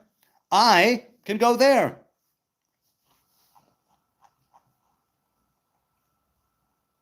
Let's continue. What is Lazio Holyfield doing on YouTube? I don't know who Lazio Holyfield is, but I don't know. Tony says there's thousands of videos online of people in Israel spitting on priests. Thousands? I doubt thousands. Why do they hate Christianity so much? I think that, first of all, I condemn that. It's an abhorrent thing. I've said that many times. Whenever this comes up, people should not be spitting on people unprovoked. I think that they do that because they believe Christianity is a pagan religion that has no place in the land of Israel, and that's why they spit on them. But I'm still going to say, if you're going to spit, if you believe it's halacha to spit, wait until the people pass you by, and then spit on the ground. But don't spit on a person. That's assault. They did nothing to you. All they did was have a different religion. All they did was believe something else. That means you need to attack them and assault them? And who made you judge, jury, and executioner? Right? Go F yourself. So that's what I think about that. Why? They do it because they think that they are better, probably. They do it because they think that it's their job to go with the will of God as they perceive it and read it and spit on non-believers or spit on pagans or spit on idolaters, idol worshippers. They think that they should spit on them. They think that they should act. They think God is happy when they open up their blood, their boca, and spit on another human being who did nothing to them. Oh, but yes, this is what God wants. He wants us to spit on each other unprovoked. I have very difficulty believing that. I also have difficulty believing there's thousands of videos online. I don't believe that for a second. It's not very common. The thing is that when it does happen, it becomes something, and there's a lot of it online because it's something horrible. That's why it's online. We have many horrible things online, but no, I think it's a terrible thing. Terrible. Brian. Have you investigated many other religions? Not as well as I should, but yes, I have. What's many? Definitely a few, but not many. I wouldn't say many, no. Adam says, I want to eat your ass. I appreciate that, and I'm sure it would feel good, but I don't think my wife would like that. I mean, what are the circumstances? Do you abduct me? Am I in your dungeon or in your basement? Are you using syrup? Are you using whipped cream?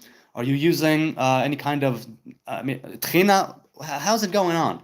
Also, are you going to shave me first? Do you need me to shower first? Or do you like me nasty and dirty? I'm good either way, I suppose. Oh, do you pay me? So many ins and outs and questions here. I can't...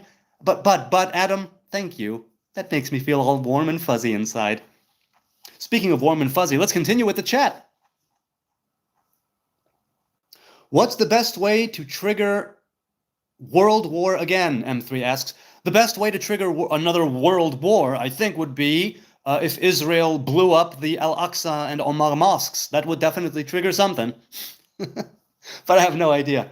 YouTube Crypto is here. Free Palestine. I agree. Free Palestine from Hamas. Free Palestine from their corrupt, religious, extreme, oppressive leaders. Thank you for supporting Israel and their IDF. Yes, thank you for supporting us in our war against terrorism, YouTube. That is very, very welcome and appreciated. Okay. He puts the lotion on its skin. Yes, that's right. He put the lotion in the basket, says Elon. Yeah. He puts the lotion on it puts the lotion on its skin, or else it gets the hose again. That's right. Wow, what a movie that is. Whew. What a movie.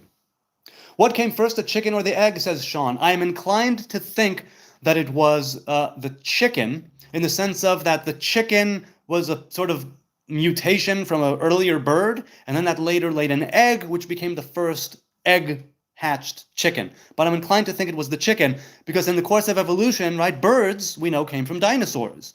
So if you consider that, right, birds are the last known remnant of dinosaurs. And even though chickens don't really fly, they do flap and hover, so you can see the affiliation there. So I'm thinking it was the chicken first, where it sort of branched out in the course of evolution, and then the first chicken-ish creature laid a proper chicken's egg, from whence came the first proper chicken. That's what I think. What do you people think? Are you related to Samson?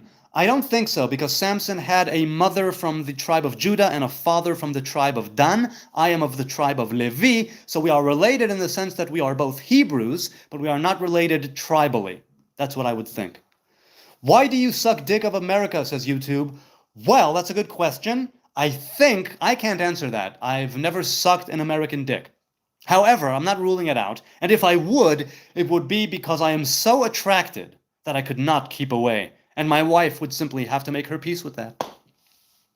Biggie says, a Jew with dreadlocks and a Transformers fan? Color me intrigued. Here's one for you if there was. A Jewish Transformer, who would it be? Family Guy answered this. Isn't it Optimus Prime? Optimus Prime is Jewish. Right, he enters into the shul, he's got the talit and he's got the kippah. I think it's Optimus Prime. The chicken has to lay the egg, so the chicken came first. Yes, Becca, exactly, that's what I'm saying. You're not Hebrew. You're a Jew who speaks Hebrew, 99 says. 99! I'm a fan of Brooklyn Nine-Nine. I cannot stand the last season. I couldn't finish it. I couldn't see it all the way through. But I'm very much a fan of 99. And I'm a Hebrew in the sense that I am part of the Hebrew tribes. If you're saying that I'm a Jew, I am de facto a Hebrew. What does Moses say when he goes to Pharaoh? The God of the Hebrews says, let my people go that they may worship me in the desert. He doesn't say God of the Jews. He doesn't say God of black Hebrew Israelites. He says no. He says God of the Hebrews. I am part of the Hebrew tribes. Unfortunately for you, that makes me a Hebrew.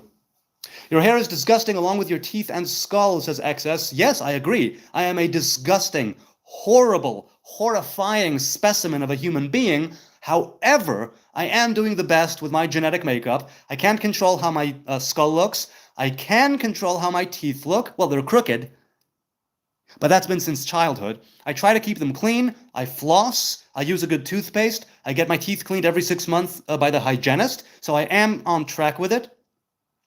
As for my hair being disgusting, yes, it definitely is disgusting to some people. Other people think it's cool, and I don't listen to the cheers or the boos. You know, if you say disgusting, I say yay! And if you say, whoa, nice hair, man, I say yay! Because, you know, what else am I going to say? It's just hair. It's just regular, natural hair. It just grows like that. It's the creation of God coming out of my scalp. So I have nothing to say about it here or there. I mean, look, it's hair. Most of it is just dead keratin, dead skin cells. It's gonna die, like the rest of me. So I don't attribute too much significance to it, but in the sense that it represents the crown of my separation, the crown of the Nazarite ship, and how far along I've come with it, there is a great fondness of me to my hair, so you can think it's disgusting. Nobody's telling you to love it. Nobody's telling you to stick it in any one of your orifices. No one's saying that you need to grow natural Nazarite, organic, freeform dreads. That's just the way it is.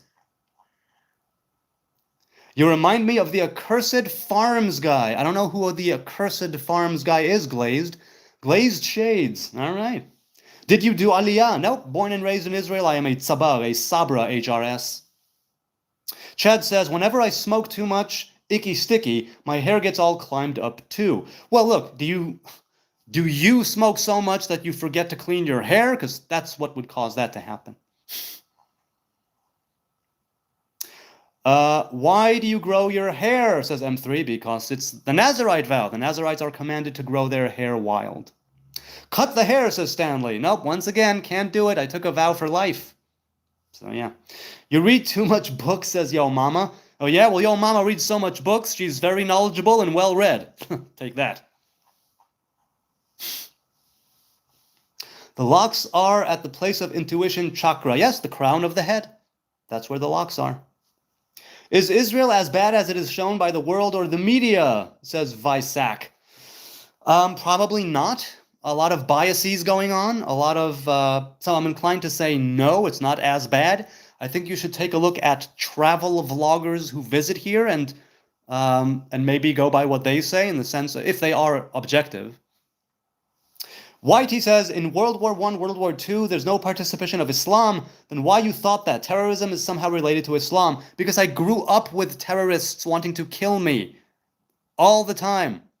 Now around 50,000 kids were killed by the genocidal state, so who's actually terrorist? First of all, there's been no genocide. Genocide requires intent. Genocide means that if we actually truly wanted to wipe out the Palestinian Gazans, we could have done so in about 3 days, but the state of Israel didn't do that. In fact, it designated humane areas where the terrorists still infiltrated and set up shop.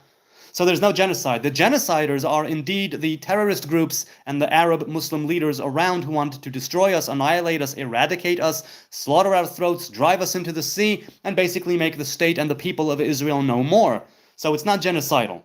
Others around us. As for terrorism, terrorism is targeting civilian populations. Terrorism literally means trying to have others go in your way, in your path, and do your bidding by use of force. That's terrorism. We are fighting a defensive war. We are fighting the consequence of a war we did not start. Not in 48, not before 48, not in 53, not in 67, not in 73, not in 82, right? Not in 2014, and not now. As for 50,000 kids, blame Hamas. Hamas put them in the line of fire. Hamas put their rockets and their terrorist camps in hospitals and in mosques and in schools. They did not build, with their billions of dollars in aid, they did not build bomb shelters for the civilian population. They brainwash the children, they indoctrinate the kids, and they are raising them to be shahidim, martyrs, and they think the best thing ever is to die in the service of Hamas while killing as many Israelis, Zionist, Jewish pig dogs as possible, and that will get them into Jannah, into a Garden of Eden, into the good parts, the nice juicy parts of the world to come, whatever the hell it is they think. But, in truth, if 50,000 kids have, and that's not been proven in the least, but if thousands and thousands and many thousands, if 200,000 kids have been killed, you can point the finger at Hamas for using them as human shields and putting their terrorists behind them. That's who you can blame. All right, let's continue. Your English... Oh, sorry, the chat is going really, really quickly. Do you have any sisters? Nope, Stanley, I have no sisters. I grew up with 3 other brothers. Comrade says, yeah, I ain't buying that, brother. I'm not asking you to buy it. I'm not saying that you need to believe what I say. By all means, do your own research. Take a look at the numbers. Take a look at the facts, and you will see. I'm not asking you to believe me. Don't take my word for it. Don't take anything I say as gospel, as truth, as anything. Again, I'm not knowledgeable, I'm not educated, I'm not learned. I'm just a simple dumbass in the Middle East with a phone. So I have lived here all my life pretty much. I have served in the army. I've seen a thing or two in the army life and in the civilian life for that matter. So by all means. Do you wear a kippah? No, I don't wear a kippah because a kippah would be sort of on top of the Nazarite crown, and we don't put anything above the crown of the Nazarite. You don't put in a crown. You don't put a piece of fabric or cloth over the crown of separation. That's why. Do you love Yeshua HaMashiach? I don't consider him to be Mashiach. I don't love him because I don't really know him, but sure, I mean, I'm sure that if I was around at the time, I might have followed him myself. I would have been happy to call him rabbi, to call him master. Maybe. Mary. You wearing a satanic shirt? Nope, I'm just wearing a Transformers shirt. You can say it's satanic if you want, but it's just emblematic of good and evil, of right and wrong, of right? So, of this world of duality. YT says, so the murder of kids is not genocide. No, it's technically not genocide. I weep and mourn, and it's a tragedy for every child, innocent man, woman, child, adolescent that is taken in this war. But it's not the fault of Israel. They are not the ones who are actively putting them in the line of fire. It is Hamas who is putting them in the line of fire because they want to maximize civilian casualties. That's better propaganda. That means that they can cry victim. That's more useful idiots around the world who will they rally to their cause. That's why I'm saying what I'm saying. What's the definition of terrorism? I gave you the definition. The definition you made, or the terrifying murder of millions of people? Nope, that's not terrorism. That's war. That's war. That's what war is. Innocent people are killed in war. In every single war that has ever been fought, innocent people have been killed. So these wars were not real terrorism. No, those wars were not terrorism. Those were armies fighting armies. Now you can say that there are many innocent people who died, of course, in the bombings of all over, right? The Allied forces and the Nazis and their people. Of course, many innocent people died. That is the nature of war, unfortunately. It's not sterile. It's not clean. It's army against army. And this isn't even an army. Hamas are not an army. Hamas are an armed resistance. And I'm even granting them that. They are an armed terrorist group of resistance against the Zionist occupation. Even though we gave back Gaza in 2005, somehow we're still occupying it. But okay. Let's continue. War is usually not asymmetrical. No, it's war because we were attacked. That's why it's war. That's why it's war. Because we have an army and they don't. That's what makes it not a war. No, it's a war that they literally started. Don't cut your hair or you will lose strength, says Danny. No, I don't know what will happen if I cut my hair. I hope I won't find out. I would love to go to my grave still under this vow, still with this hair. But should, God forbid, something happen, I should wake up completely bald tomorrow, I'm still a Nazarite. You don't have to have hair to be a Nazarite. The Torah simply says, if hair does grow, let it grow. If I would be, if you're a bald human being, a bald man or a bald woman, genetically with alopecia, I don't know what, and you decide to take on a Nazarite's vow? You're a Nazarite right then and there as soon as you make your vow, 100%. You don't need the hair. The hair is just something that grows in time. But no. Bro, what is your age? I am 43 years old, Wybuck. 43. Joseph says he's literally answering all of your questions and all y'all can say is, no, this is BS. Yeah, now look, I'm not answering, I'm addressing. Right? I'm addressing, because I'm not saying I have the answer. I don't. I have something that is my subjective, really, really biased opinion. But I try to be objective. I try to be unbiased. But being a Hebrew man living in Jerusalem all of my life almost, it's impossible for me to not be influenced by the religion I was born into, the environment I grew up in, and I'm willing to accept that as a fact, that it's part and parcel of being here and who I am. Taking that into account, I still try to reflect. I still try to be critical. I still try to discern and not simply believe blindly in the government, believe blindly in the army, believe blindly in the justice of the Israeli way no matter what. No, not at all. We do stupid things, we do foolish things, we do immoral things, we do illegal things, right? I take that as a given. And then it's simply a question of, and now what? Taking it all into account, now what? Are you crazy? Who should send their children to die? What do you mean? Hamas. They indoctrinate the kids. They brainwash the kids. They've done so for many, many years. That's what they teach them. The mothers and the fathers of these martyrs want them to die. They glorify death. They revel in blood. They are a bloodthirsty death cult.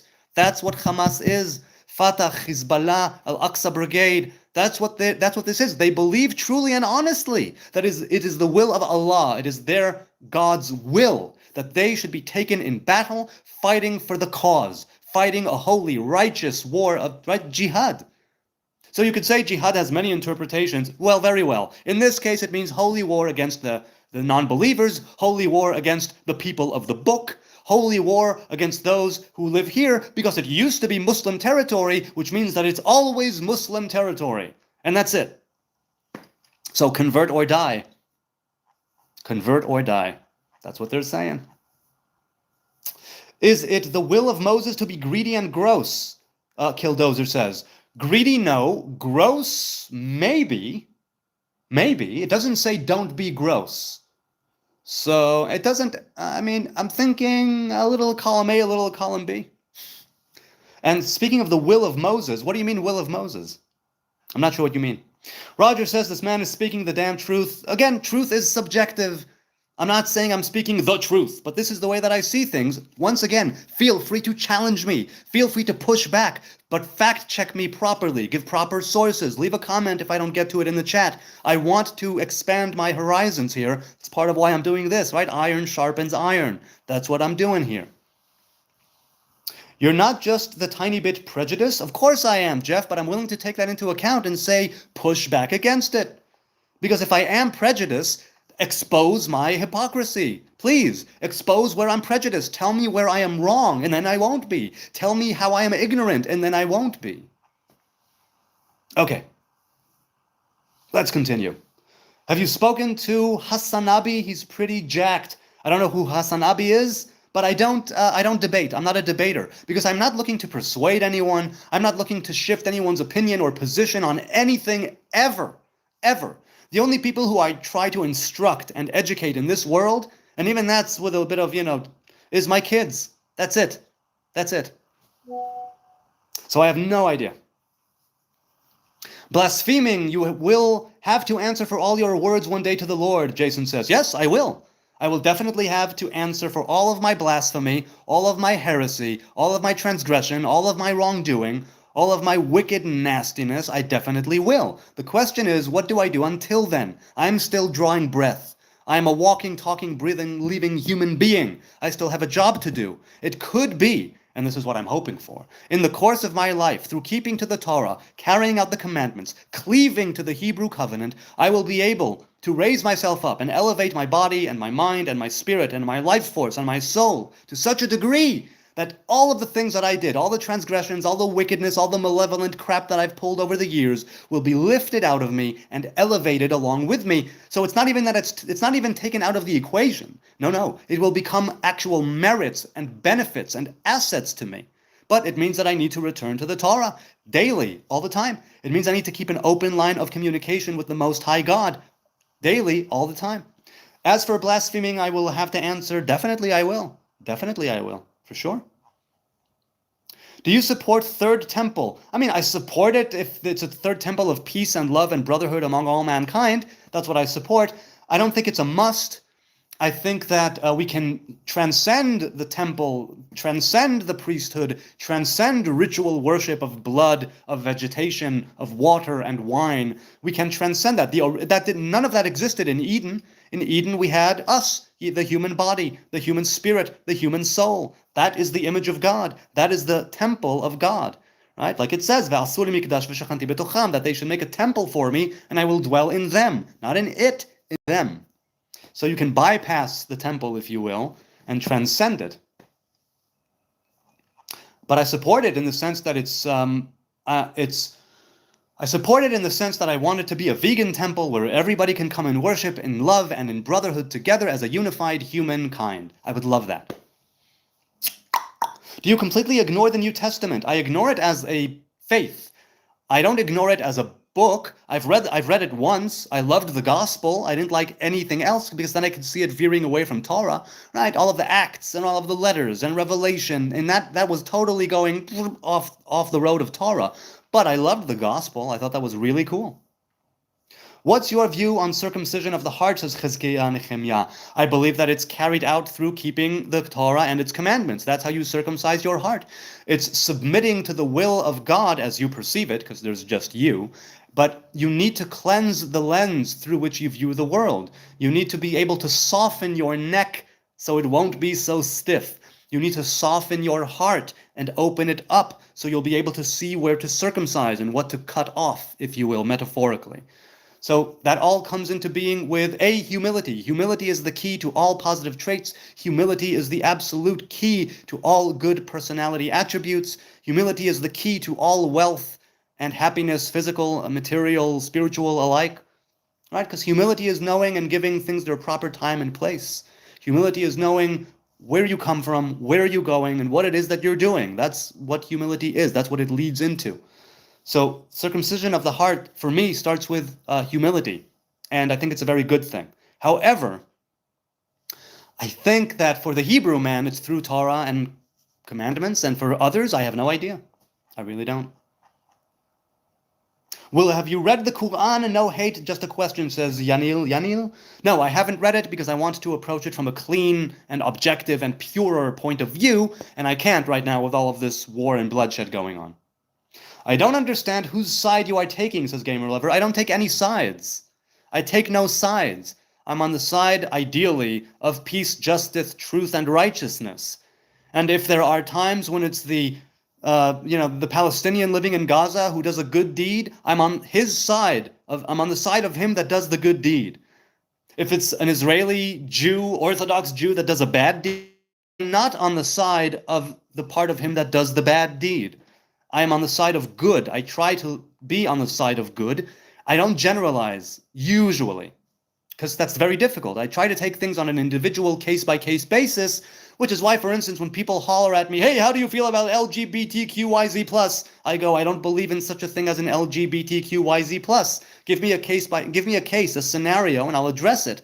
Otherwise, it's all a bunch of bullshit. You can't group so many people together and expect this to be a homogeneous thing where one view is correct. No, we're all different. So I don't take any sides. M3 says, will your soul leave your body if you cut your hair? No, I don't think so. I think if I cut my hair, it would be breaking my Nazarite vow.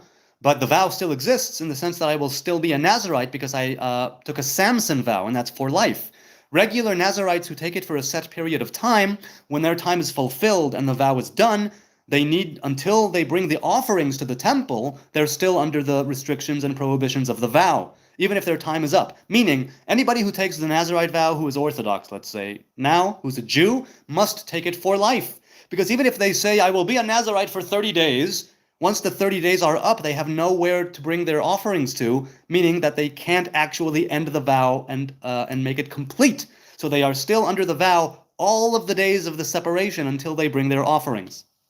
As for the soul leaving, no, I think my soul will leave my body, at least in part, when I sleep, in a different degree, right? If I achieve that spiritual ascension, what's called an aliyat neshama, an ascension of the soul, where part of you stays, but part of you goes up to, take a trip among the different halls and rooms. And when I leave my body, the greatest part of my soul, they say that what is left in the bones is a nefesh de nefesh, right? Some sort of something. Okay. But no, I don't think that my soul will leave my body if I cut my hair. Good deeds won't allow you to go to heaven, says 49ers. Hey, nice to see you again. And no, I disagree. Good deeds, keeping the Torah and keeping the commandments. What do you mean by go to heaven? Heaven is a waiting room. It's not the end goal. Heaven is a waiting room. Eden, the lower Eden, is a waiting room. We still have a job to complete. We still need to partake of the fruit of the tree of life. We're waiting for that. We are now in the space in between Friday and the Sabbath that never took place in Eden, right? Won't allow? How do you know? Maybe they will. Right? Our friends, our sages say, Yesh koneh olamo b'sha'a achat. Right? Sometimes you achieve your lot and you take what's yours in 1 hour. Lenny says, good morning, my friend. Good to see you again, and you.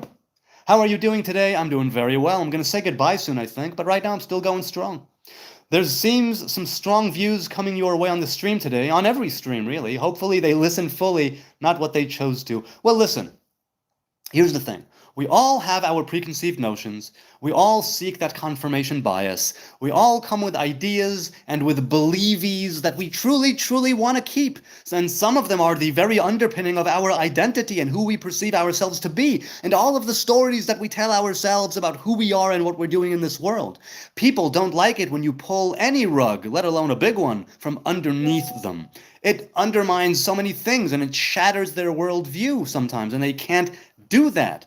Because if you pull out the rug from somebody's identity, you leave them in limbo, and it's very difficult. Now, therapy does this to some degree. It did to me. There were some sessions where I left my therapist's office thinking, oh my God, who the hell am I and what am I doing, right? It was necessary. It was small incremental steps. If you just, if you just bomb somebody with all kinds of truth bombs or perceived truth bombs, And he actually is able to listen to them, and it actually affects his being. And something sort of slips out from under him, it can cause him to descend into a kind of chaotic state. And people want to avoid that chaotic state. They want to avoid that discomfort. They want to avoid the abyss. And that's understandable. No judgment on my end. But I think that's why people may not listen fully. Also, I haven't given them a reason to listen to me. I have not given them any reason to believe what I say, trust what I say, go with what I say, nor am I saying that they should do any of those things. It's on them. It's on the individual, right? It's on the individual. So listen fully or don't. I care not. How do you become a better person? Oh, wait, sorry. The chat just jumped again. The chat just jumped again. Oh, well, I don't know where that was. Let's continue. Do you reject things not mentioned in Torah, or do you consider Torah's teaching exists in everything, asks Alex. Give me a for instance. Give me a scenario, and I will tell you if I accept it or reject it. Again. So heaven is not goal, but Eden.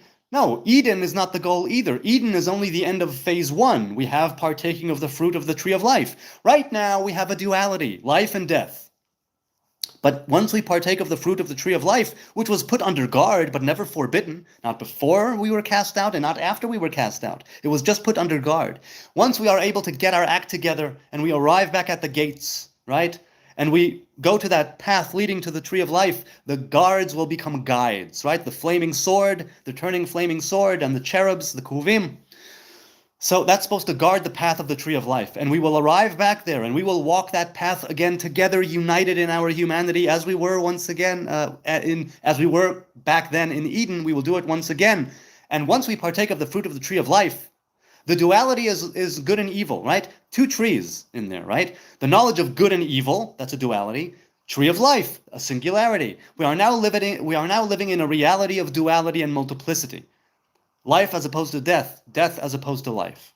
But that's not really living. That's living until you die, right? And then people say we have life after death. But that's not true. What we have is something after death. It's not life. Life will truly start for us. Phase 2 will truly start for us, right? When we partake of the fruit of the tree of life. This is like being in a womb, right? That's like asking a fetus, do you think that there's life after the uterus? Do you think that there's life after you are born? It's like, yes, we are now in our uterus. We are now in utero. We are developing. We are expanding. We are growing. And then we will arrive at that spot where we can be reborn, let's say, as a human being, and partake of the fruit of the tree of life together. And that true Eden, that true life, not life as opposed to death, but life that is true life, that's another issue. That's another matter. And I know nothing of it. But it's coming. That's why it's called the coming world. Did your hair dread up on its own? Yes, I did. Yes, it did, Manda. It just dreaded up on its own. You can see this is still regular hair. It just dreaded up on its own. Ari says, I see you only on the defensive side and no self-criticism. Nothing is wrong with yourself where masses say otherwise. They can't all be wrong, and you say they are. When did I say that others are wrong? No. What I said was that certain things that people are saying is wrong. I don't deal in absolutes and in generalities. Give me a scenario, give me a time frame, give me a lens through which to look at the situation, and I'll tell you what I think of it. But there is definitely self-criticism. For instance, I criticize some of the fringe settlements, and I say that they are illegal and that they should be dismantled. That's self-criticism. I say that part of the practices of the army, or if not as doctrine of war, individuals in the army that behave in an inhumane way, do atrocious things, break the laws of war and of engagement, international law, moral codes, they should be put to trial. That's self-criticism. I say that I don't follow blindly the rulings of the government and of the army. Once again, that's self-criticism. So what are you talking about? I definitely am critical. Do you differentiate Judaism from Zionism? Kuari says. I do and I don't. It depends who you ask. But Zionism, there's Zionism from the Torah, which is why that part is equated with Judaism, because it has to do with the faith. And there's Zionism that is not with the Torah. That's simply, we had an ancestral home, we've always maintained a presence there, we're going back there now. regardless of faith, regardless of God, regardless of Torah, regardless of commandments, regardless of returning to the faith, to tshuva. So yeah. When did you last cut your hair? 17 or 18 years, 16 or 17 years ago, I think. Something like that. I'm not sure. Okay, I think I'll say goodbye. I think I'm going to say goodbye. This has been so much fun. Join me tomorrow for another live stream. Now, I want to thank you, good people, for joining me. The likes, the subs, the views, the love, the hate, the trolls, the people who say I should kill myself. It's all good. I love each and every one of you. I love you a long time. It's been a lot of fun. I hope you join me. Now, if I didn't get to your question or comment or insult in the chat, please leave a comment on a different video or this video and I'm done. I answer or address every single comment that is addressed to me, so please do so. I love to engage. I'm also in the DMs, TikTok, Instagram, Facebook, maybe one other, and here. So, though there are no DMs here. But I don't post much, but I'm there in the DM. Oh, and Twitter, and I'm X, right? Hebrew Nazarite, look for my tree. I don't post much at all, really, but I'm in the DMs, and I love to engage with people. And be blessed, be a blessing, be the light in other people's lives. I hope to see you again, maybe tomorrow. Yeah, it's Friday tomorrow. I don't know if I'll have the time. Saturday night or maybe Sunday. Either way, thank you for being here. I deeply appreciate your time, your kind and gentle attention, your encouragement, your good words, your bad words. It's all lovely. It's all good. We are here to learn from each other. I hope that it was of some value. I hope it was of some entertainment. And I don't take it for granted that you take time out of your day, out of your night, wherever you are, whoever you are, in order to watch me, those watching now, those watching later. I really don't take it for granted, and I hope that I make it worth your while. I know that it's worthwhile for me to engage with you. It's so much fun. I truly cherish it. Until next time, goodbye from Jerusalem. See you around. And if I don't see you, have a good evening. Have a good morning, good evening, and good night, and a great weekend.